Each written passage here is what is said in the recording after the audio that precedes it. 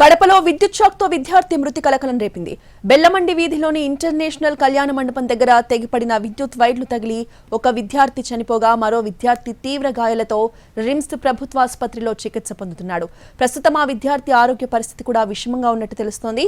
విద్యాసాగర్ పాఠశాలలో చదువుతున్న విద్యార్థులు మధ్యాహ్నం ఇంటికొచ్చి భోజనం చేసి తిరిగి వెళ్తుండగా ఈ ప్రమాదం చోటు చేసుకుంది.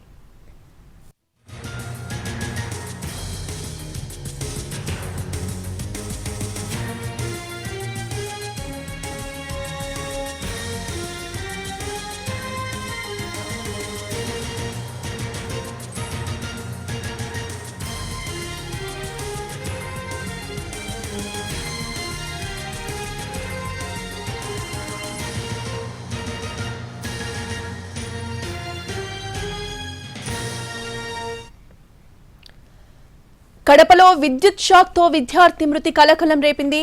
బెల్లంమండి వీధిలోని ఇంటర్నేషనల్ కళ్యాణ మండపం దగ్గర తెగిపడిన విద్యుత్ వైర్లు తగిలి ఒక విద్యార్థి చనిపోగా మరో విద్యార్థి తీవ్ర గాయాలతో రిమ్స్ ప్రభుత్వ ఆసుపత్రిలో చికిత్స పొందుతున్నాడు. ప్రస్తుతం ఆ విద్యార్థి ఆరోగ్య పరిస్థితి విషమంగా ఉన్నట్టు తెలుస్తోంది. విద్యాసాగర్ పాఠశాలలో చదువుతున్న విద్యార్థులు మధ్యాహ్నం ఇంటికి వచ్చి భోజనం చేసి తిరిగి వెళ్తుండగా ఈ ప్రమాదం చోటు చేసుకుంది.